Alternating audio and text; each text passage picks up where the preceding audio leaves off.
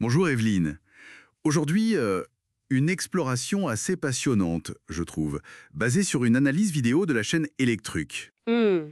On a beaucoup parlé de TikTok, de Huawei, mais pendant ce temps, une autre entreprise chinoise, ailleurs, tissait sa toile assez discrètement. Oui, discrètement, c'est le mot.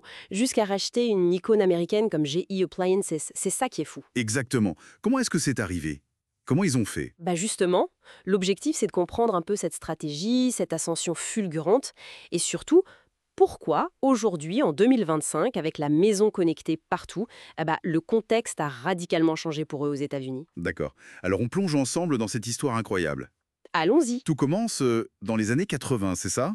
Une usine de réfrigérateurs, Qingdao. Oui, et pas n'importe quelle usine. Une usine en quasi-faillite. Vraiment au bord du gouffre. Et là arrive un jeune manager, Jean Ruimine, 35 ans, apparemment sans expérience du secteur. Et c'est ça. Pas d'expérience directe dans l'électroménager, mais une vision. Et surtout, un geste fondateur assez spectaculaire, on peut dire. Ah oui, racontez. Il arrive, il voit des frigos neufs, mais défectueux. 76 exactement. Et là, devant tous les ouvriers, il les fait détruire. À coup de masse. Quoi? Des frigos neufs? À la Oui, masse? le message était, limpide. La médiocrité, c'est terminé, fini. Obsession totale de la qualité. C'était ça le point de départ. Waouh. Ça pour marquer les esprits. Ah ça oui. Et juste après, il y a eu un partenariat clé avec l'allemand Liber. D'ailleurs, le nom Haier, ça vient de là. C'est une adaptation chinoise de Liber. D'accord, je vois. Donc, la qualité d'abord. Et ensuite, Haier devient leader en Chine, très vite, puis se diversifie, climatiseur, machine à laver, tout ça. Et ensuite, logiquement, cap sur l'international.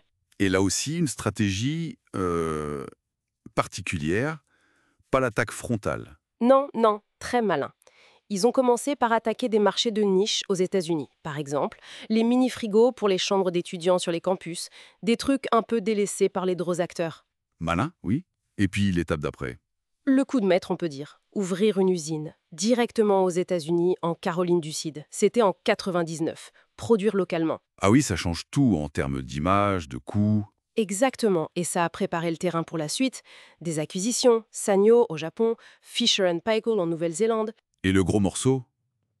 GE Appliance en 2016, 5,4 milliards de dollars. Voilà, une opération menée, il faut le dire, avec une certaine transparence, en s'engageant à garder les emplois américains, ça a joué ça. Mais comment expliquer ce succès fulgurant? Juste la qualité et les acquisitions? Pas seulement.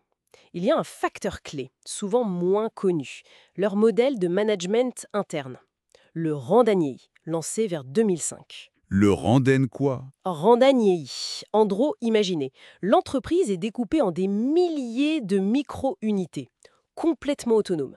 Chaque employé devient presque un entrepreneur, responsable de ses résultats. Donc une agilité incroyable, j'imagine. Précisément, une agilité, une capacité d'innovation décuplée, ça a été une de leurs armes secrètes face aux gros conglomérats plus lourds, quoi. Intéressant. Revenons au rachat de GE. 2016, c'est déjà une période où la méfiance monte vis-à-vis des Chinois, non? Pourquoi Washington a laissé faire? D'abord, Hare a joué le jeu, suivi les procédures.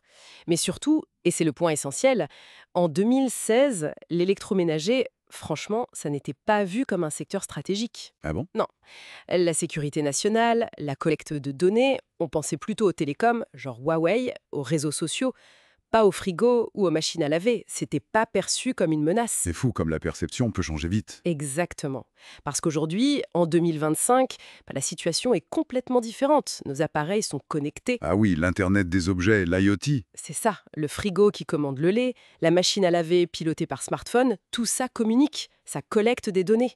Et Hair, aujourd'hui, c'est un leader mondial de ces écosystèmes connectés et ce ne sont plus juste des appareils isolés. Et ça change tout du point de vue du risque perçu. Potentiellement, oui, énormément. Quand vous avez des appareils partout dans les foyers qui collectent des données, même anodines en apparence, Mhm. couplées aux tensions géopolitiques qu'on connaît entre Washington et Pékin. Et quand on sait, comme le rappelle la source, que Jiang Ruimin est un membre influent du Parti communiste chinois depuis longtemps, Oui. forcément, Ayer se retrouve dans une position beaucoup, beaucoup plus exposés, plus scrutés qu'en 2016. L'équation n'est plus du tout la même. Donc d'une usine au bord de la faillite à ce géant mondial de l'électroménager, et maintenant, des écosystèmes connectés. L'ascension est, spectaculaire. C'est une illustration assez incroyable d'une stratégie d'entreprise brillante, c'est sûr. Qualité, innovation, managériale, expansion internationale très réfléchie.